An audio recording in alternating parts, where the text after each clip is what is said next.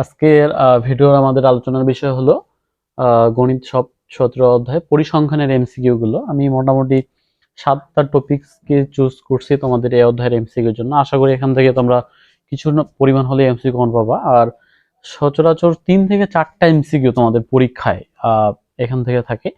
তো আমাদের প্রথম যে এমসিকিউটা সেটা হলো চলক সম্বন্ধে। চলক আমাদের পরিসংখ্যানের চলক দুই রকমের হয়, একটা হলো বিচ্ছিন্ন চলক আর একটা হলো অবিচ্ছিন্ন চলক। বিচ্ছিন্ন চলক আর একটা হলো অবিচ্ছিন্ন চলক। যেমন আমি এখানে অবিচ্ছিন্ন চলক লিখে রাখছি বয়স, ওজন, উচ্চতা, তাপমাত্রা। তো স্যার অনেকগুলো হইতে পারে, তো এই 4টা মনে রাখলে কি হবে, অনেকে প্রশ্ন করে আমাকে। তো আমি বলি কি যে তোমাদের আমি যতটুকু দেখছি তোমাদের গাইড বইগুলোতে এই 4টার মধ্যেই আসে, এর বাইরে আসে না। তারপরে তোমরা মনে রাখো যে যে মানগুলো দশমিক আকারে থাকে, দশমিক আকারে আসতে পারে, যেমন বয়স, বয়স দেখেছি যে 3.5 বছর, 3.5 বছর, 3.5। তারপরে ওজন 50.5 কেজি, উচ্চতা 3.5 ফুট, 4 ফুট, 5 ফুট। পয়েন্টে যেটাতে আসে, তাপমাত্রাও কিন্তু আমরা 28.8 ডিগ্রি, কিছুদিন আগে দিনাজপুরে, এখন চলতেছে দিনাজপুরের তাপমাত্রা মানে অতি নিচু 10 ডিগ্রি, 8 ডিগ্রি, 8.8 ডিগ্রি। তো এই যে মানগুলা, এদের মান দশমিকে আসে, এই জন্য আমরা মনে রাখবো যে যাদের মানগুলো দশমিকে আসা সম্ভব ওগুলা হচ্ছে অবিচ্ছিন্ন চলক।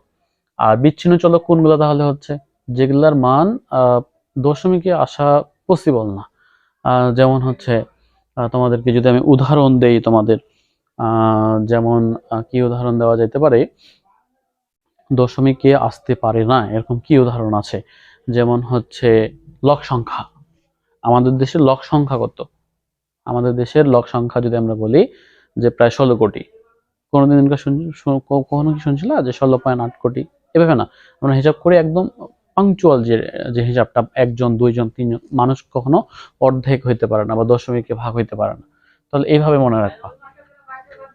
এরপরে হচ্ছে আমাদের দ্বিতীয় যে এমসিকিউটা, দ্বিতীয় নম্বরে যে এমসিকিউ আসতে পারে সেটা হচ্ছে পরিসর বিষয়ক।